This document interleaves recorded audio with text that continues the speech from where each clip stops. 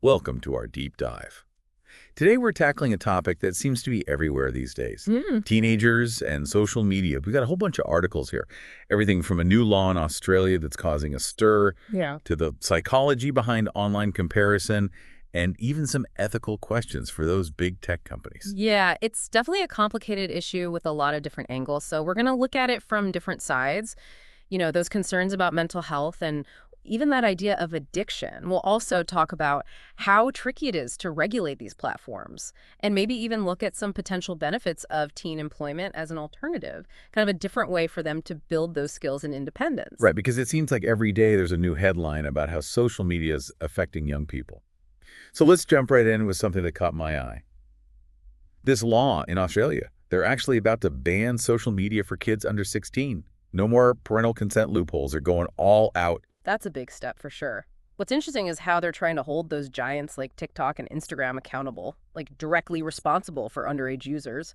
We could be talking about huge fines based on their revenue, maybe even restrictions on the platforms if they don't follow the rules. Well, they're not messing around. Yeah. But I can't even imagine trying to control the whole internet like that. One of the articles mentioned a 16-year-old named Connor.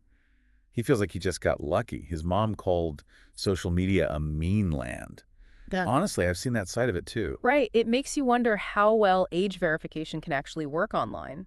And even if it does work, what about the downsides for teenagers? Could it make them more isolated or limit their freedom to express themselves?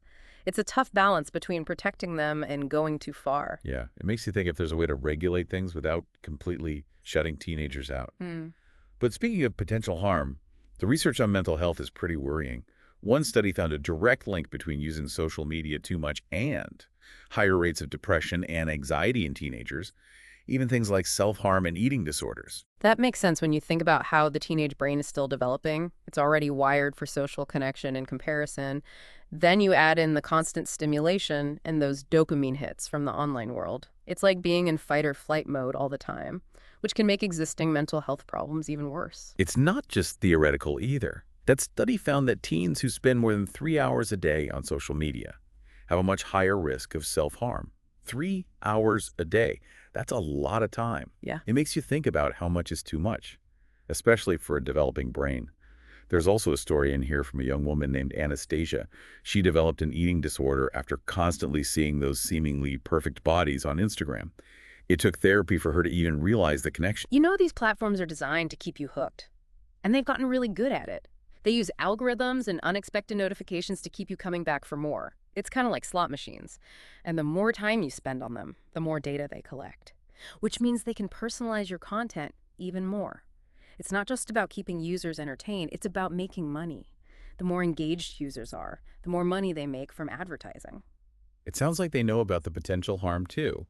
The Wall Street Journal actually found some internal research from Facebook that showed they knew Instagram could be harmful to teenage girls, especially when it comes to body image and self-esteem. Yeah, the researchers said that Instagram focuses so much on visuals, especially bodies and lifestyles, that it basically encourages comparison. It creates this pressure to look perfect, which can make people feel insecure and anxious.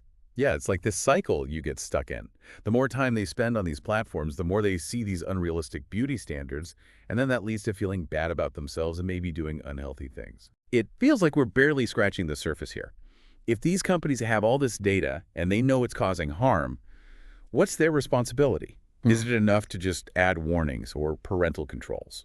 Well, that's the big question, isn't it? It's this ethical dilemma. On the one hand, you have freedom of speech. People have the right to use these platforms. But on the other hand, there's this growing argument that these companies have a responsibility to protect people who are vulnerable, especially teenagers who might not fully understand the risks. It reminds me of those debates about big tobacco. When does making money become more important than public health? But it's interesting, some countries are starting to do something about it. There's this article about Norway. They made a law that says it's illegal to use retouched photos or filters in ads without saying so. It's a start, but there's still a lot of debate. Can you really make authenticity a law in a digital world where everyone's changing their pictures? And even if you could, would that really solve the problems with body image and self-esteem? Maybe it's a combination of things. Maybe we need some regulations, but also a change in the culture itself. But let's switch gears for a second and talk about something else that came up in our research. Teen employment. Could this actually be a good thing for teenagers? a way for them to learn skills and be independent, outside of all the pressure from social media. That's an interesting idea, and some research actually suggests it's worth thinking about.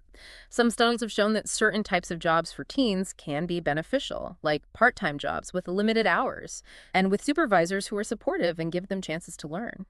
So we're not talking about those dead-end jobs, Right. or expecting them to work so much that it affects their schoolwork. Exactly.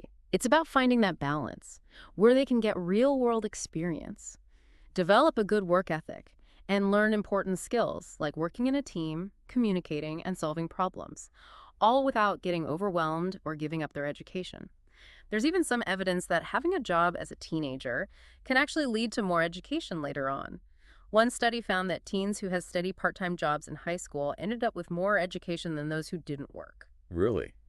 I would have thought it would be the other way around, that working would take time away from studying. It does seem counterintuitive, but one theory is that having a job, even a part-time one, helps teenagers learn to manage their time better. They learn to prioritize what's important, and maybe they even start to appreciate education more. It's like they're getting a crash course in being an adult, learning how to juggle work, school, and their personal life. Right, and don't forget about the financial side of things. Earning their own money, even if it's not a lot, can teach them about budgeting, saving, and the value of hard work. It's like building a foundation for being financially independent. So it's not just about getting a paycheck. Hmm. It's about investing in their future. This reminds me of that idea you mentioned earlier, human capital. Can you explain what that means and how it relates to all of this? Human capital is a term that economists use. It basically means all the knowledge, skills, and experiences that make people more productive and valuable in the workforce. Think of it like a toolbox you build throughout your life. The more skills, knowledge, and experiences you have, the more valuable you become, both personally and professionally. Obviously, traditional education is a big part of building human capital, but so are things like teen employment, volunteering, internships, even travel and hobbies. All of these contribute to a well-rounded person with diverse skills and perspectives. It's like diversifying your portfolio, Mhm. but instead of stocks and bonds, it's experiences and skills. Exactly. And it's important to remember that human capital isn't just about money. It's also about well-being, resilience, and having the tools to handle life's challenges. It's about being able to adapt to new situations, learn new things, and contribute something meaningful to society. So it's about the whole package. Intellectual, emotional, social. It's about helping teenagers thrive in all areas of life. Absolutely. And this brings us back to the main point of our deep dive today. How do we best prepare teenagers for the 21st century? A world that's shaped by technology, globalization, and rapid change. We've explored some possible answers, some more controversial than others. Australia's decision to regulate social media, the growing concern about the mental health risks of using it too much, and the potential of teen employment to help them develop skills and self-worth. Right, and we can't forget the ongoing debate about the role of big tech companies. Do they have a moral obligation to protect young users, even if it means making less money? And what about the role of parents, educators, and society as a whole? How can we promote digital literacy and help teenagers navigate the online world safely and responsibly? It's clear that this isn't just a conversation for parents and teachers, it's a conversation for all of us. The Yeah. future of these teenagers is the future of our society. Exactly. And it's a future worth investing in. Now, before we finish up, I have one last thought. Something we didn't talk about specifically in our sources, but something that's been on my mind during this whole deep dive. It's like we've been focusing on all the negatives of social media. But what about the good stuff? Could it actually be a tool for teenagers to express themselves and connect with others? You know, that's a really good point. It's important to talk about the risks, but we also have to recognize that social media can be a powerful way for teenagers to explore their creative side, especially when they're still figuring out who they are and how they want to show that to the world. It's like social media has two sides. We've been looking at the bad side, the potential for harm, but what about the other side? The side where it could actually be a force for good. Exactly. A lot of the articles we read mention how social media can help with creativity. Think about it. Art, music, writing, even starting a business. These are all creative things that can be shared and amplified through social media. For teenagers who maybe feel like they don't fit in or aren't understood in their everyday lives, these platforms can give them a sense of community and make them feel accepted, something they might not find anywhere else. That's interesting because we usually talk about social media in terms of comparison and competition, but maybe it can also be a place for collaboration and support. Absolutely. Imagine teenagers using these platforms to connect with mentors and people to work with from all over the world, sharing their work, getting feedback, building a network of people who share their passions. It's like we need to change our perspective. Instead of just focusing on the dangers, what if we thought about how to help teenagers use social media to empower themselves creatively? I think that's the key. Moving beyond the superficial stuff like likes and followers, and really tapping into what these technologies can do. And that's a challenge for all of us, not just teenagers. How do we use these powerful tools to encourage creativity, connection, and positive change? It's definitely something to think about, and it brings us back to where we started. How do we prepare teenagers for the 21st century? A world that's all about technology and being constantly connected. It's complicated, but I think it comes down to balance. We need to find ways to minimize the risks of social media while also using its potential for good. We need open conversations, critical thinking, and a willingness to adapt as these technologies continue to change our world. This deep dive has really shown us that this isn't a simple issue with easy answers. Social media is here to stay, and it's going to keep affecting the lives of young people. It's up to all of us, parents, educators, policymakers, even the tech companies themselves, to work together to create a digital world that's safer, healthier, and ultimately more empowering for the next generation. That's all for this deep dive. We hope you found it informative and maybe even thought-provoking. As you navigate this digital world, remember that social media is a powerful tool, and like any tool, it can be used for good or bad. It's up to us to choose wisely.